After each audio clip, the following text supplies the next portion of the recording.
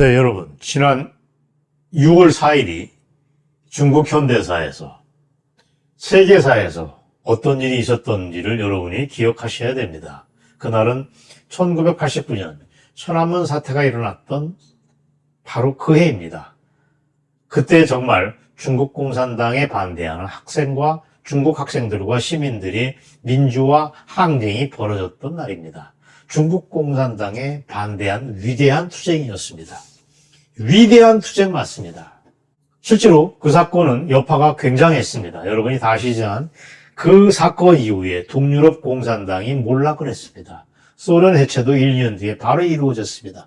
그래서 천안문 사태는 세계사적인 사건이 맞습니다. 그런데 아이러니하게도 중국 공산당은 여전히 꼼짝도 하지 않고 있습니다. 그런 중국 공산당을 겨냥해서 한방 제대로 매겼던 사건이 2년 전에 있었어요. 중국 건국을 선포한 것입니다. 신중국 연방이었습니다. 굉장한 사건입니다. 즉 중국 밖에 미국에 망명정부가 생긴 겁니다. 그건 아까 언급했던 천안문 사건을 기념하고 자유민주주의의 깃발을 내건 새로운 중국 건설의 신호탄이었습니다. 이걸 했던 중요한 분이 중국의 축구 영웅 하오 하이둥이라고 하는 분이었습니다. 사진을 통해서 보시겠습니다. 이분입니다. 빨간 옷을 거친 바로 이분입니다. 이분이 축구 스타가 신중국 연방 선언을 발표했던 거고 중국 공산당 타들로 외쳤습니다. 그리고 이미 신중국 연방의 국기도 만들었습니다. 이게 뭐 단순한 반체제 집단 이런 게 아닙니다. 당당한 중국을 대표하는 새로운 자유중국을 대표하는 국기도 만들었습니다. 이거 장난이 아닙니다. 세계사의 새로운 물결을 주도할 수 있는 집단이 태어난 것입니다. 아까 말씀드린 대로 우리는 중국 공산당이 싫어요라고 선언한 것은 물론 해외에 본부를 둔 임시 망명정부가 만들어진 것입니다. 그리고 이걸 기반으로 해서 지금 중국 체제에 도전장을 낸 것입니다. 당연히 대한민국에도 지부 시사가 있습니다. 그리고 이들이 며칠 전에 6월 4일 날 서울 시내에서 멋진 시위도 벌였습니다. 자, 여러분이 낯익어 하시는 시내입니다. 시내에서 여러분이 맨 앞에 보시면 신중국 연방 깃발을 내건 사람들이 시위를 하고 있습니다. 요 다음 사진도 마찬가지 다른 각도에서 보시면 신중국 연방 창립 2주년을 축하한다 라고 하는 깃발을 앞에 두고 사람들이 서울 시내를 보무도 당당히 걷고 있습니다.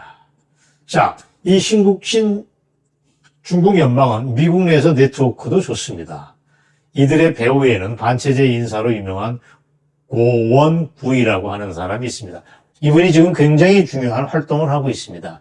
미국 바이든 행정부도 미국 패권에 도전하는 중국을 주저앉히기 위해서 다양한 각도로 정교하게 움직이고 있습니다.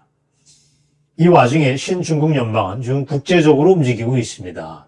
러시아와 전쟁 중인 우크라이나와 폴란드 국경, 그 사이에 있는 국경 도시 메디카라는 데서 좋은 시설에 가장 훌륭한 난민 캠프를 설치하는 그래서 인도적인 활동을 벌이고 있다고 저한테 알려왔습니다. 우크라이나와 폴란드 국경 도시 사이에 있습니다. 이거 활동가들의 움직임은 이걸로 보실 수 있습니다. 뒤에 있는 신중국 연방 국기도 여러분이 확인하실 수 있습니다. 이들은 3개월 동안 어린이 노약자, 임산부를 포함해서 2만 명의 난민을 수용하고 그래서 자유세계의 신중국 연방의 이미지를 널리 알리는 역할을 하고 있습니다. 그렇습니다. 이들은 10억이 넘고 있는 중국 국민들과 시진핑의 중국 공산당을 분리하고 있습니다. 시진핑이 중국 전체를 대표하는 것만은 아니다. 중국의 진짜 주인인 중국 국민들을 이분들은 더 중요시합니다. 어차피 중국 공산당은 악마의 체제다. 악의 꽃이다. 그렇다면 이들로부터 상당수의 선량한 중국 국민들을 보호하자는 것이 이분들의 전략이고 저도 공감을 합니다. 그런 신중국 연방은 이미 무시 못하는 존재입니다. 사이즈는 작지만 경제적으로 빵빵합니다. 중국이 1조 1색에 거꾸로 지겠습니까? 그런데 여기에 대응하는 신중국 연방도 경제적으로 빵빵합니다. 쉽게 무너지지 않는 경제 생태계를 이미 구축하고 있습니다. 장자 여기서 벌어들이는 돈을 쌓고 투자를 해서 중국 공산당을 타도하는 일에 쏟아붓겠다는 얘기입니다. 그게 이른바 법치기금이라고 합니다. 굉장히 많은 돈이, 전 세계에서 여기를 지원하는 돈이 이 법치기금이 들어가 있습니다. GTV라고 하는 것도 있습니다. G뉴스, G자 떨림입니다. G패션, G클럽, 히말라야 코인 등등 여러 가지가 신중국 연방을 굴러가게 하는 시스템 중에 하나입니다. 그 다음에 7월 달에 상장한다고 하는 탕핑코인이라는 것도 있습니다. 이 중 GTV의 시가총액은 총액만 1,000억 불의 가치를 자랑한다고 합니다. 히말라야 코인은 현 시점에서 400억 달러에 해당된다고 합니다. 굉장한 얘기입니다. 이런 신중국 연방의 구심점의 하나가 새로운 소셜미디어인 게터입니다. 게터. 지난해 5월 달에 출시한 직후 애플과 구글 등 글로벌 빅테크의 틈새에서 약진을 거듭하고 있다고 합니다. 이 게터 앱의 다운로드 수는 무려 3,500만 건에 해당된다고 합니다. 하루에도 400만 건이 넘는다고 합니다. 추정가치만도 수백억 달러입니다. 이 게터가 기존 미디어의 독점을 깨고 언론 자유와 진실을 전파할 훌륭한 무기가 될 가능성이 있습니다. 무시하지 마시기 바랍니다.